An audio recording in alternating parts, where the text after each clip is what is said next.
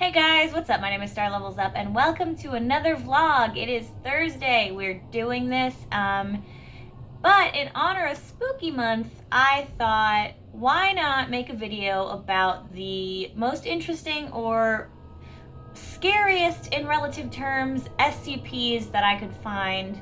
And I did a list of 5. If you have any scary or interesting SCPs that you want me to look into, leave a comment down below.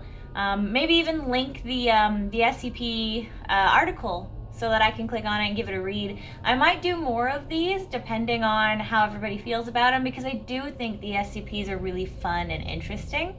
But without further ado, I'm just going to get into talking about them. So on my list, the first SCP I have is SCP-2979. And I'm going to read you the little thing that I wrote here.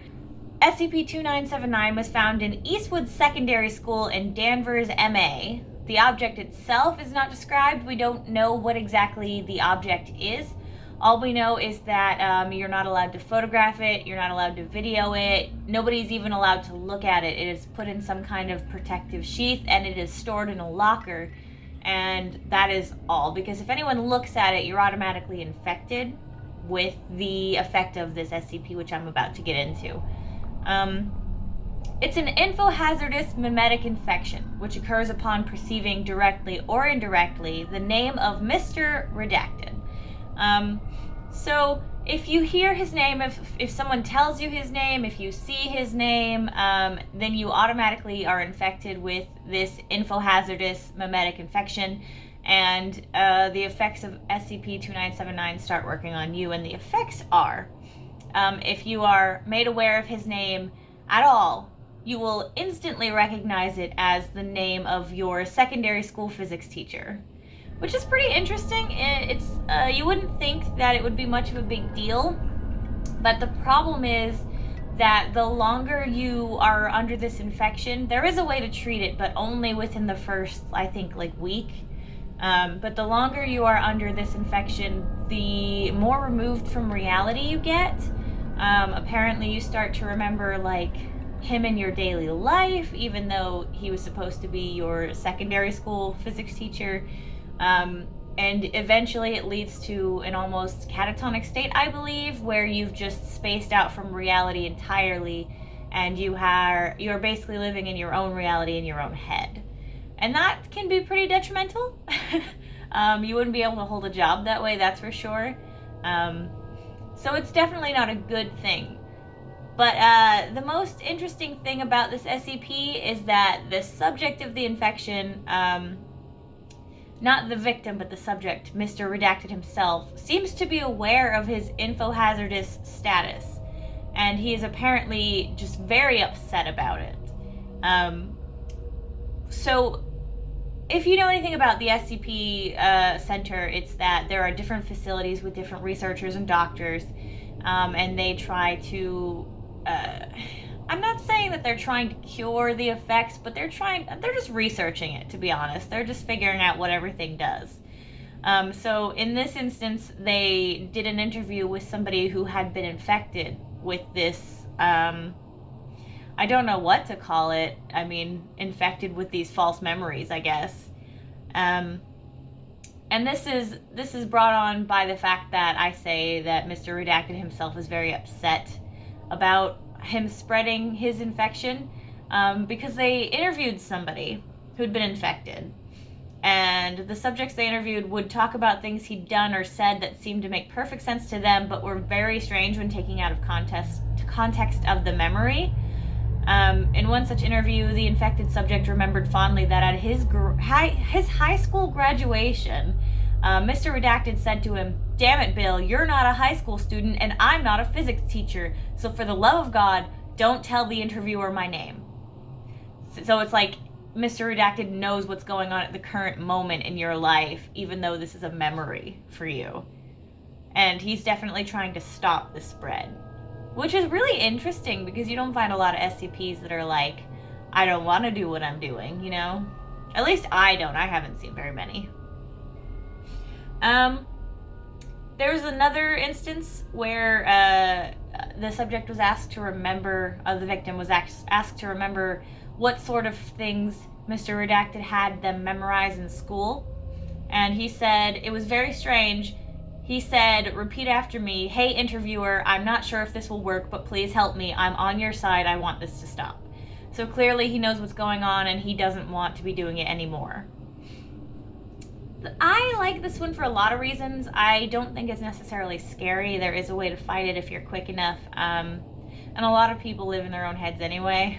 I mean, not to this extent, obviously, but the thing that makes it the most interesting to me is all of the questions I have at the end. It's like, how did this start? Is Mr. Redacted a real person? Was he ever real? Did he get stuck in some kind of other SCP device? I mean, how was he created? How did he come to be? I mean, he's upset about infecting people. He even tries to stop it and help those who are infected. So why is he like he is? I don't think any of these questions will ever be answered. Next up, we have SCP-087 and 087-1. This SCP is a staircase that seemingly goes on forever.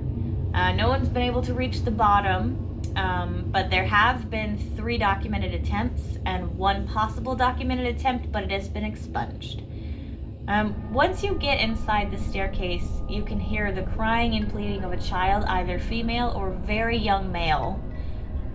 They'll say things like, "Please help," down here, and then they'll repeat that all throughout, just sobbing and crying and begging for help. All 3 test subjects did go down the stairs in different lengths, but regardless of how many flights they went down, they could never get closer to the crying child. He or she always seemed to be about 200 meters below them, no matter how many flights. I mean, one of the middle guy got down like 100-something flights, and he still was not any closer. Weirdly enough, not any further away either. It just remained constant. And there was one thing that he said that really intrigued me. He said, "At this point, it feels like she's just trying to lure me down there. I think I should go back." And it's never elaborated on as far as I'm aware, unless there's another SCP that goes with this one. But that does sound kind of strange. I would think something similar if I was him, and I would have gone back up. Anyway, they did, however, see what looked like a pale face with no pupils, no nose, and no mouth. Each time one of the 3 volunteers went down, they saw him or her, whatever it is, the statue-like thing, in a different location, which means it can move. And in fact, it did move. It jumped at them. It never got close to them. It didn't seem like it wanted to hurt them, but it did startle them. And as soon as all 3 of the subjects saw this thing, they immediately went into a blind panic.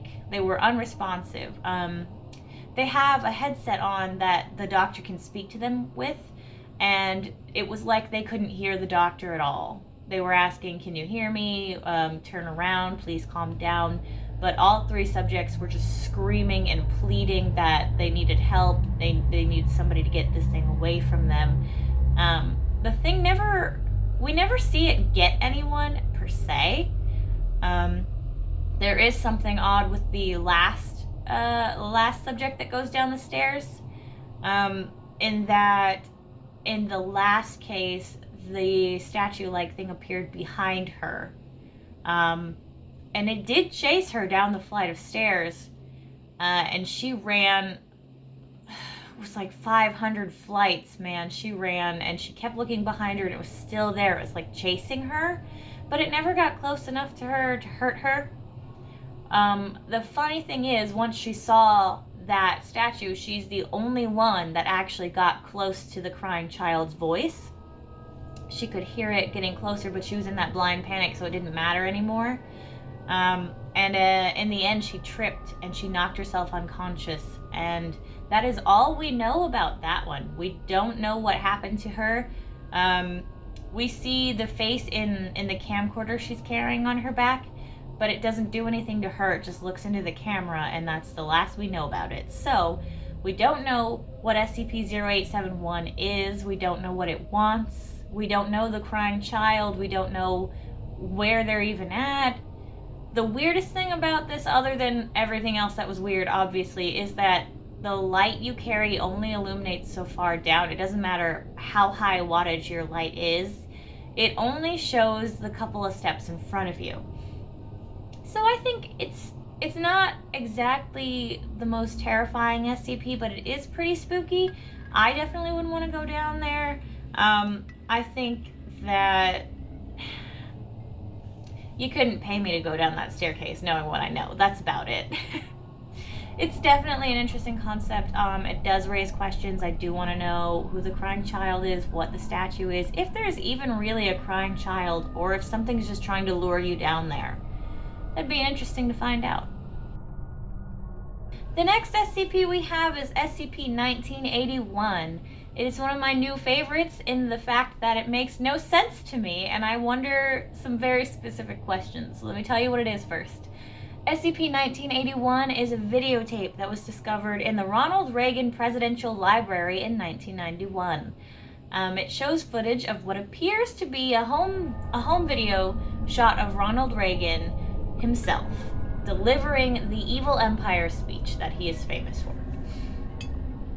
However, further viewing of SCP-1981 will reveal that his speech changes drastically from what anyone has ever heard Ronald Reagan say. It is also, if you view SCP-1981 more than once, if you rewind the tape and watch it again, his speech will be completely different from the one you just heard. And this is constant. Every time you rewind it and watch it again, it is always different, and it is never reminiscent of a speech he has ever made in real life.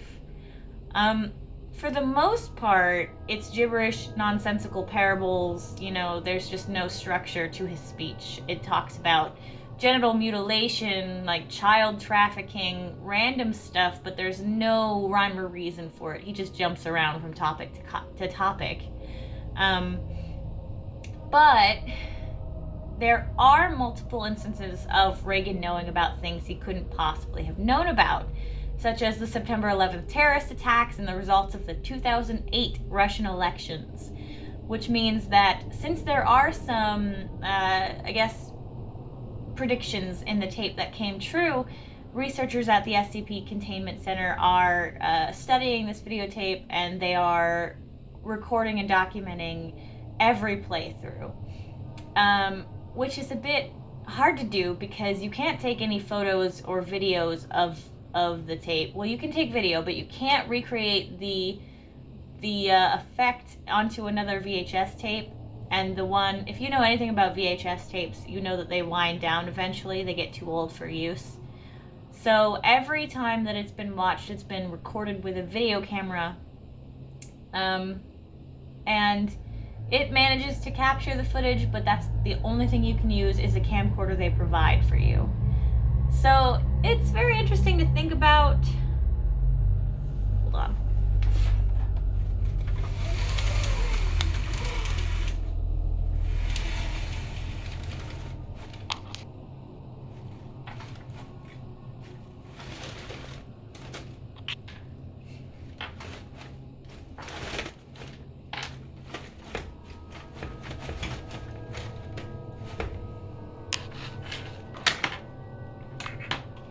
Okay.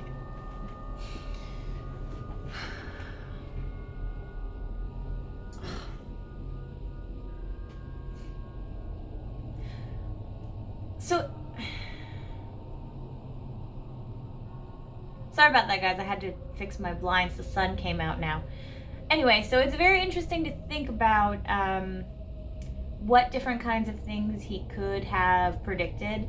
But the worst part about this one is throughout the speech, Reagan seems to be, and he gets stabbed is the best way to say it. There are lacerations that appear on his skin, like holes that appear in him. At one point, his arm was dissected from his body, and the whole time he continues his speech. He continues going. He does wince in pain and grimace and pause for a second, but he keeps giving his speech regardless of what happens to him. And it gets really gruesome.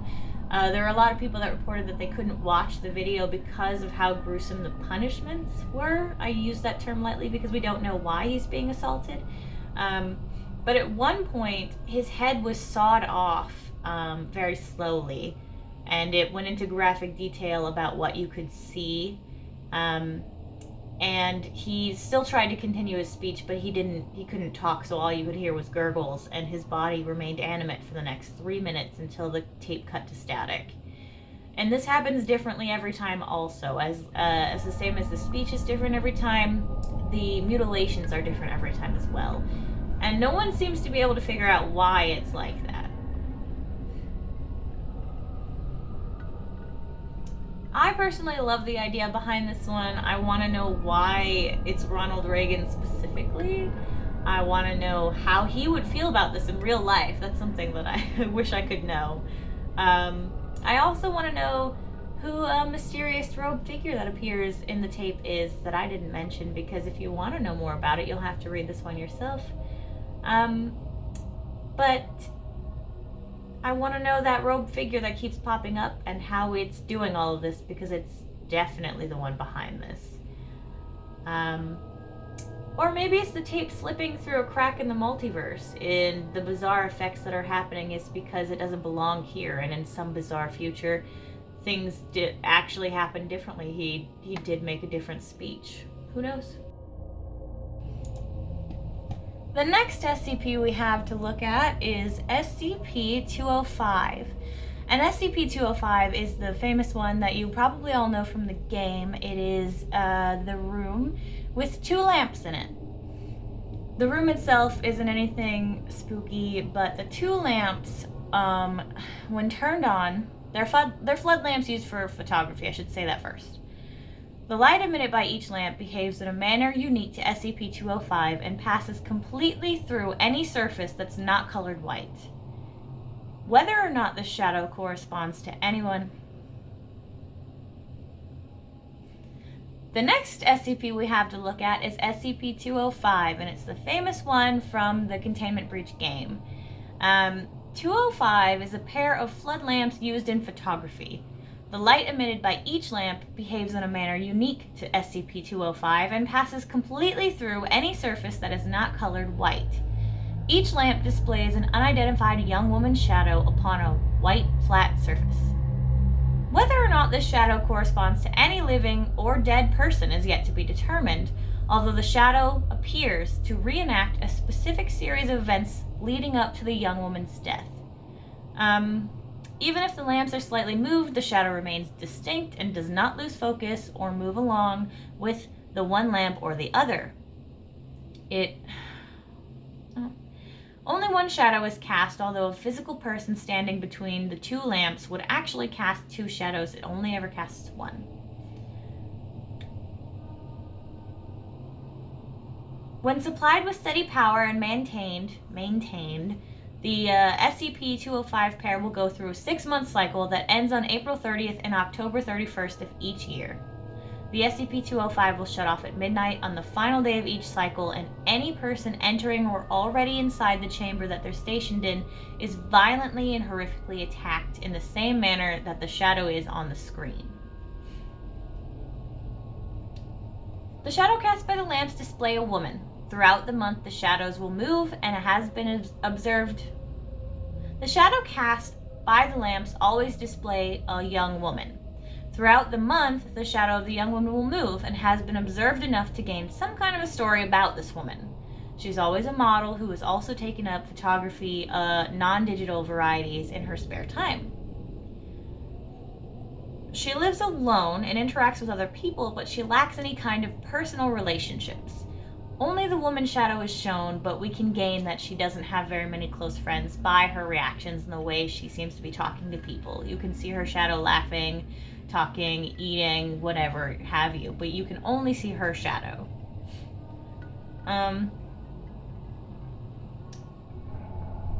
Sometime during the month, she will meet another shadow who does actually appear. He appears to be a male shadow, and the weirdest thing is that he appears to have horns growing out of his head. At some point, they become close. They become intimate. It seems that they enter some kind of a relationship in which he even introduced her to other similar shadows who also appear but look exactly like the horned male. The female shadow doesn't seem to notice anything off about these shadows.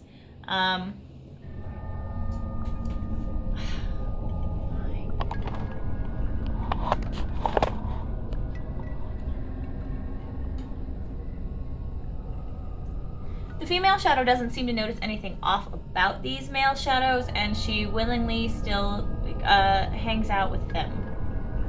The female shadow doesn't seem to notice anything odd about these male shadows, and at one point she's even seen photographing the one that we assume to be her partner is. The female shadow doesn't seem to notice anything weird about the other shadows, and at one point she even photographs the one that we assume is her partner. And then they just continue on with their day. Towards the end of the cycle, however, we do see the female shadow go and get her pictures developed. That's why it's very important to point out that it is non-digital photography. She has to get them developed.